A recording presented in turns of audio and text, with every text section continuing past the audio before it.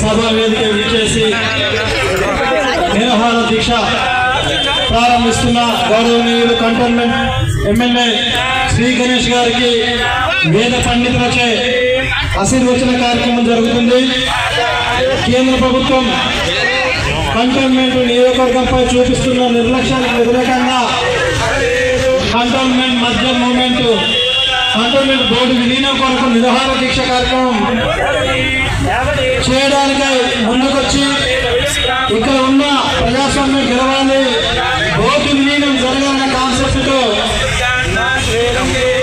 ఈ రోజు నిరాహార దీక్షకు కూర్చున్న పెద్దలు గౌరవనీయులు కంటోన్మెంట్ శాసనసభ్యులు శ్రీ గణేష్ అన్న గారు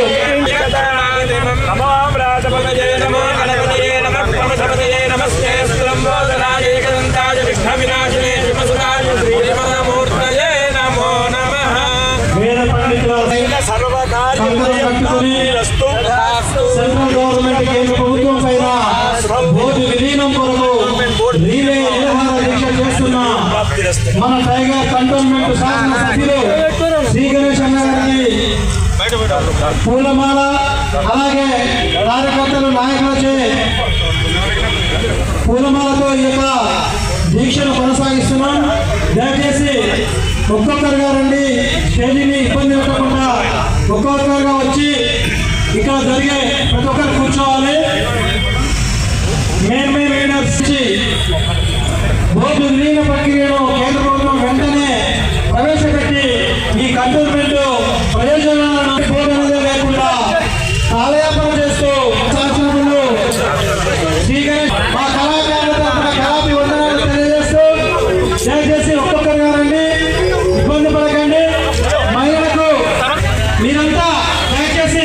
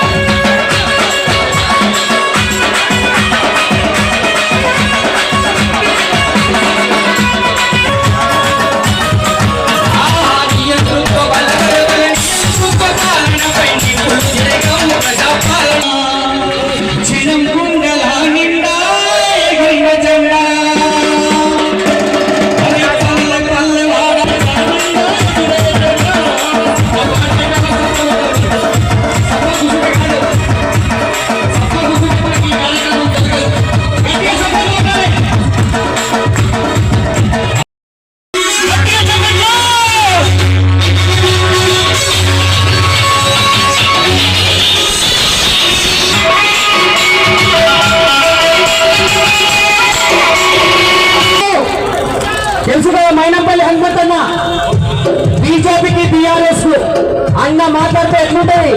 ఒక్కొక్కరికి లాభం తెలుసా? ఆయననే మనగాడు మైనంపల్లి మాన్యంపల్లి హనుమంత గట్టి సభ్యులు.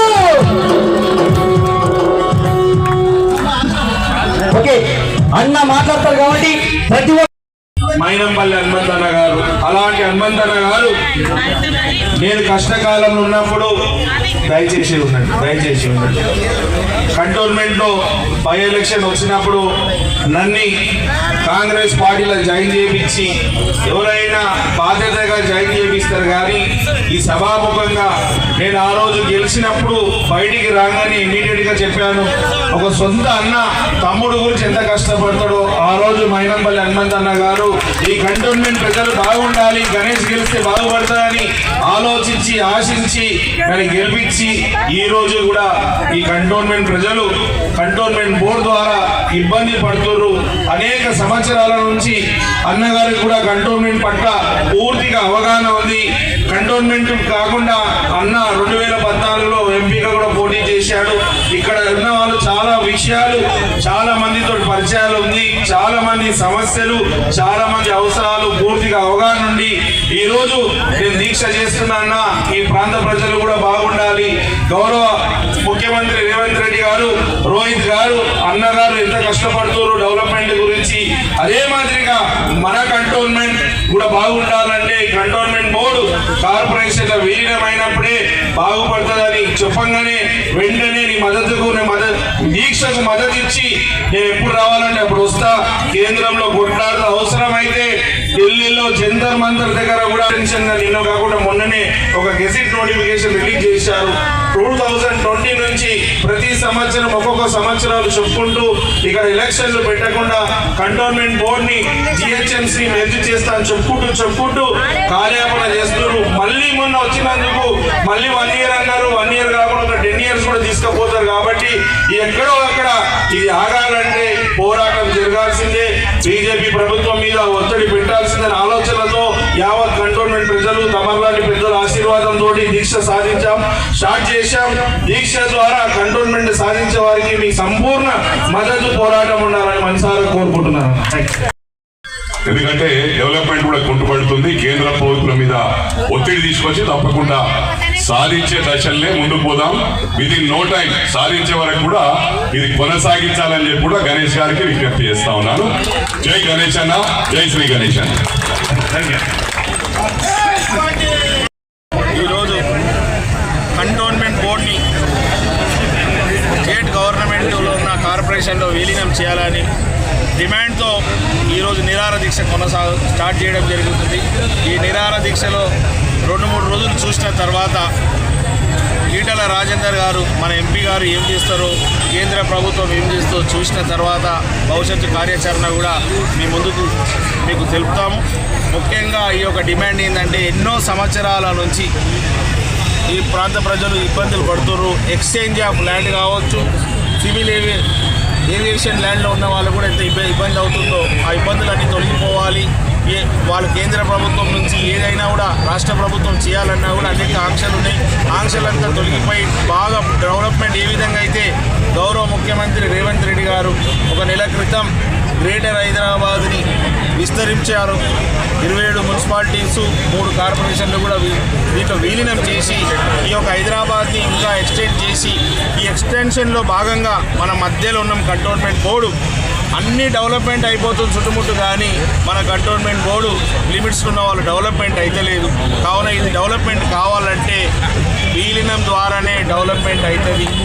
విలీనం కాకుండా ఎప్పటికీ డెవలప్మెంట్ కాదని ఈరోజు అందరితోటి మాట్లాడి యావత్ కాంగ్రెస్ నాయకులంతా దేవేందర్ అన్న, దేవుడు అన్న కావచ్చు, ముప్పడి గోపాల్ అన్న కావచ్చు, ఆనంద్ బాబు అన్న గారు కావచ్చు, శాంసన్ అన్న, ఇక్కడ రవీందర్ అన్న, మన రాజేష్ యాదవ్ గారు, జమీల్ భాయ్, అందరూ కాంగ్రెస్ వాళ్ళు అందరూ అన్న ఎన్నో సంవత్సరాల నుంచి ప్రజలు కోరుకుంటున్నారు ఇది విలీనం జరగాలని. ఇప్పుడు విలీనంకి సరైన సమయం, ఎందుకంటే నిన్న కాకుండా మొన్న మళ్ళీ కేంద్ర ప్రభుత్వం ఒక నోటిఫికేషన్ ఇచ్చింది, మళ్ళీ నామినేటెడ్ వ్యవస్థని కొనసాగిస్తామని. ప్రజాస్వామ్యాన్ని కూనీ చేస్తూ ఇది ఒక నోటిఫికేషన్ రావడం, దీన్ని వ్యతిరేకిస్తూ ఇప్పుడు మళ్ళీ 1 year అని చెప్తున్నారు. 1 yearలో కూడా వాళ్ళకు టెక్నికల్గా ఏమంటారంటే ఈ సంవత్సరం దాకా ఈ నోటిఫికేషన్ వర్తిస్తుంది. ఈ మధ్యలో ఎవరైనా ఏమైనా మార్పులు చేర్పులు అయితే మళ్ళీ ఇది రద్దు అవుతుందని చెప్తారు. కానీ ఇది గత 6 సార్లు నుంచి రద్దు కానీ ఇప్పుడు 7వ రద్దు అవుతుందా, మళ్ళీ ఇది రద్దు అవుతుందో లేదో ఇక ఇప్పటికే లేట్ అయింది. స్థానిక సంస్థ ఎలక్షన్లు లేక వాళ్ళ ఆంక్షలతో అనేక ఇబ్బంది కాబట్టి ఏక్ మార్క సబ్ టుక్డా అన్నట్టు ఒకటే ఒక మార్గం, కంటోన్మెంట్ బోర్డు విలీనం అయితేనే సర్వరోగ నివారణ అవుతుందని భావించి దీనికి అందరం ఏకమై ఈ యొక్క నిరాహార దీక్ష కొనసాగుతాం. ఒక్కో రోజు అంటే అలా ఒక రోజు పెట్టుకునిగా మర్చిపోతాను. ఇది నేను శ్రీ గణేశే కాదు, ఎమ్మెల్యేనే కాదు, యావత్ కంటోన్మెంట్ ప్రజలు దీన్ని భాగస్వామ్యం అవుతారు. అందరు కోరుకున్న వాళ్ళు ముందుకు వస్తున్నారు. ఈరోజు చూశారు కదా ఇంతమంది వచ్చారు. ఇది రోజు రోజుగా పెరుగుతూనే ఉంటుంది కానీ తగ్గేది కాదు. అందరూ మొదటి నుంచి ఈ 3 రోజుల నుంచి అందరూ ఫోన్లు చేసి మద్దతు ఇవ్వడం, మీరు మా కంటోన్మెంట్ ప్రజలు బాగుండాలని ఆలోచనతో ఈ నిరాహార దీక్ష చేపట్టడం చాలా సంతోషకరమని అనేక మంది చెప్తున్నారు. ఈ యొక్క విలీనం అయితే మనకు 3.5% ట్యాక్సులు తక్కువది, మనకి ఎక్స్చేంజ్ ఆఫ్ ల్యాండ్లు అవుతాయి, బ్రహ్మాండంగా నిధులు వస్తుంది. నిధులు ఎలా వస్తాయని ఎవరైనా తుగులకు అడిగితే వాళ్ళకి మీ ద్వారా సమాధానం ఏంటంటే ఇక్కడ డిఫెన్స్ ద్వారా ఈ యొక్క కంటోన్మెంట్ బోర్డు ఉంది, మనకి ఇవ్వాల్సిన సర్వీస్ ఛార్జెస్ 1200 కోట్లు ఇస్తలేరు, డెవలప్మెంట్ కోసం ఏమైనా ప్రత్యేక నిధులు ఇస్తలేదు. అదే కార్పొరేషన్లో మారితే కార్పొరేషన్ నిధులు ఉంటాయి, నా ఎమ్మెల్యే నిధులు ఉంటాయి, ఒకవేళ ఫైటర్ ఈటెల రాజేందర్ గారు ఏమైనా తీసుకొస్తే ఆ నిధులు ఉంటాయి కాబట్టి మంచిగా డెవలప్మెంట్ అవుతుంది. ఇప్పుడు ఈ ఆ రెండే కాకుండా ఈ యొక్క స్థానిక సంస్థ ఎలక్షన్లో ఏ కార్పొరేషన్ కావచ్చు, ఏ బోర్డు అయినా కావచ్చు, బోర్డు మెంబర్ సత్తా సామర్థ్యంతో ఆ ఒక్క బోర్డు లిమిట్స్ ఉన్న వార్డు డెవలప్మెంట్ అవుతుంది.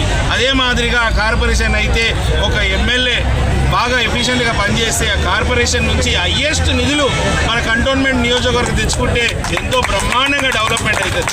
ఇప్పుడు వాళ్ళు ఇవ్వరు, మనని వేరే దగ్గర తీసుకొని ఇస్తలేరు కాబట్టి ఈ మనకు డబ్బులు రావాలి, డెవలప్మెంట్ జరగాలంటే ఈ యొక్క కంటోన్మెంట్ బోర్డు విలీనం అయితేనే ఎన్నో సంవత్సరాల నుంచి ఉన్న అన్ని సమస్యలు పరిష్కారం అవుతాయి. నేను మీ ద్వారా యావత్ కంటోన్మెంట్ ప్రజలకు విజ్ఞప్తి చేస్తున్నా. చుట్టుముట్టు కాన్స్టిట్యున్సీలో గ్రేవ్యార్డ్లు పార్కులు లేకున్నాయి, మంచి పార్కులు ఉన్నాయి, కాలనీ పార్కులు కావచ్చు, వేరే వేరే కాలనీ అసోసియేషన్ పార్కులు ఉన్నాయి. ఈ పార్కులతో పాటు మంచి మంచి కమ్యూనిటీ హాల్స్ ఉన్నాయి, మంచి గ్రౌండ్స్ ఉన్నాయి, మంచి రోడ్లు ఉన్నాయి, మంచి డ్రైనేజ్ వ్యవస్థ ఉంది, మంచి త్రాగునీళ్ళు పైప్ లైన్ల ద్వారా మనకు మంచి నీళ్లు సరఫరా అవుతుంది. ఇక్కడ అన్ని విషయంలో ఇబ్బంది. ఎన్నో రోజుల నుంచి ఎమ్మెల్యే గారి నుంచి పోరాడితే ఇప్పటిదాకా అదే కొనసాగుతుంది. కాబట్టి ఇది ఇప్పటికీ అంతం కాకుంటే ఇప్పటికే ఎన్నో సంవత్సరాలు వెనుకబడ్డాం. అప్పుడు మనం అందరం అనుకున్నాం తెలంగాణ రాష్ట్రం ఏర్పడితే కంటోన్మెంట్ ప్రజలు కూడా బాగుపడతారని. కానీ కంటోన్మెంట్ ప్రజలు ఎక్కడ బాగుపడ్డారంటే ఆ బీఆర్ఎస్ పెద్దలే తప్పితే ఇక్కడ ఎవరికి మేలు కాలే. కాబట్టి ఇప్పుడు ఈ ఉద్యమం ముఖ్య ఉద్దేశం విలీనం కావాలి, మా కంటోన్మెంట్ కూడా డెవలప్మెంట్లో భాగస్వామ్యం కావాలి. రక్షణ శాఖ భూములు, ఏవియేషన్ భూములు ఉన్నాయి, కంటోన్మెంట్ విలీనం సాధ్యమవుతుందని భావిస్తున్నాను. ఖచ్చితంగా నేను ఇందాకనే చెప్పాను, నేను ఈ యొక్క వేదిక ద్వారా ప్రమాణం చేస్తున్న డిఫెన్స్ ల్యాండ్స్ ఎక్స్చేంజ్ చేసే బాధ్యత శ్రీ గణేష్ తీసుకుంటున్నాడు. అదే మాదిరిగా స్టేట్ గవర్నమెంట్ నుంచి ఒక పక్క నేను డిఫెన్స్ ల్యాండ్ ఎక్స్చేంజ్ చేపిస్తా, గౌరవ ముఖ్యమంత్రి రేవంత్ రెడ్డి గారితో మాట్లాడి ఈటెల రాజేందర్ గారిది కూడా సమానం కూడా బాధ్యతనే కాబట్టి వారు కూడా ఏవియేషన్ ల్యాండ్ని ఫ్రీ హోల్డ్ చేయాలి. ఈ అన్నానగర్ నుంచి రసూల్పుర ఇవన్నీ ఉన్న ఏరియాలంతా శ్రీలంక బస్తీ కావచ్చు, ఈ ఏరియాలన్నీ ఏవియేషన్ ల్యాండ్స్ కాబట్టి వారు కూడా చేయాలి. ఇవన్నీ చేస్తే ఈ సమస్యలన్నీ పరిష్కారం అవుతాయి. మనకు 3.5% ట్యాక్సులు మిగులుతాయి, నిధులు వస్తాయి, డెవలప్మెంట్ అవుతుంది, కార్పొరేషన్ ఎలక్షన్స్ వస్తుంది. మంచిగా పనిచేస్తే మళ్ళీ ఓట్లు వేస్తారని లీడర్లు కూడా మా అమ్మ, మా అక్కలకి, మా చెల్లెలకి, అన్నా తమ్ములకి ఏదైతే సమస్యలు ఉన్నాయో ఫోన్ చేసాగానే పలకరిస్తారు, ఫోన్ చేసాగానే పనిచేస్తారు. ఇప్పుడు ఎలక్షన్ లేదని ఇప్పుడు మా వేదిక మీద ఉన్న కూడా కొంతమంది నిరాశకు గురై ఎలక్షన్ లేకుండా ఏం పని చేయాలి ఇన్ని సంవత్సరాలు ఒక ఆలోచనతో వస్తుంది. కాబట్టి ఇవి ఎలక్షన్ వ్యవస్థ రావాలంటే మాకు బోర్డు ఎలక్షన్ కాదు, కార్పొరేషన్ ఎలక్షన్ కావాలి. కార్పొరేషన్ ఎలక్షన్ రావాలంటే విలీనం కావాలి.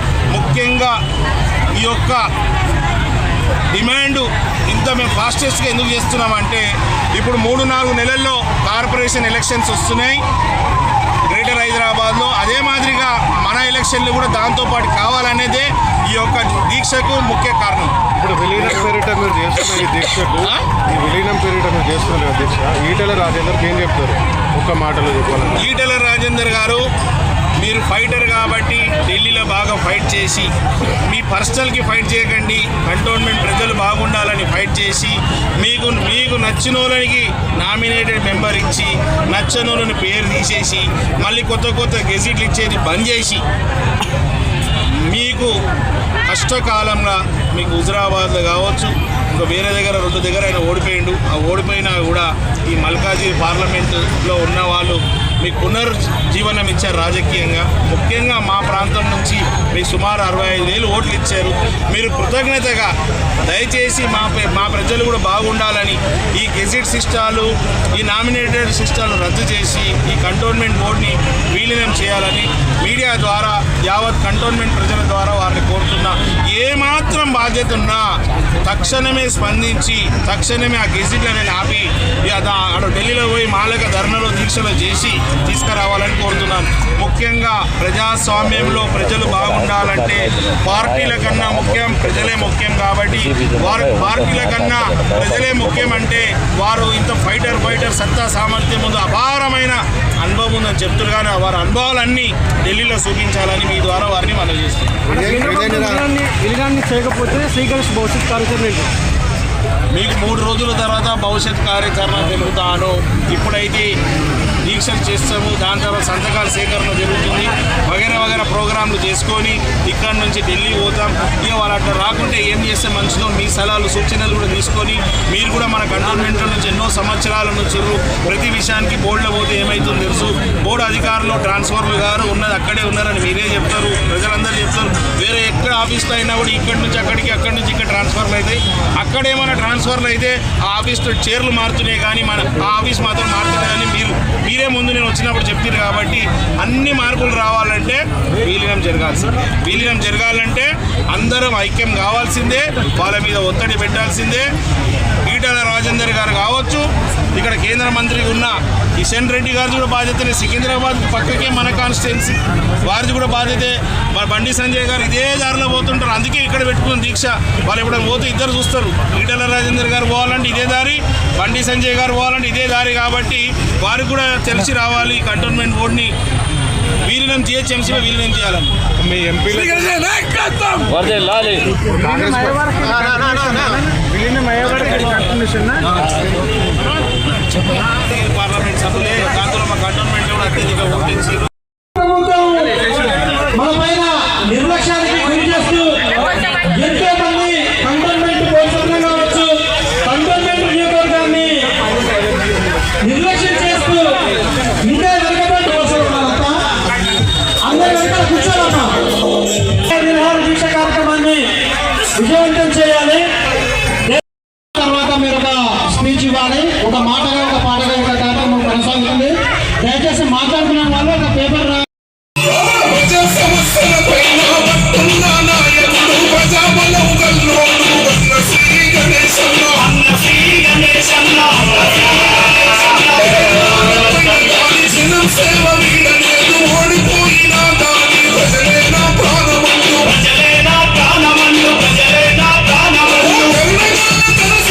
Let's go,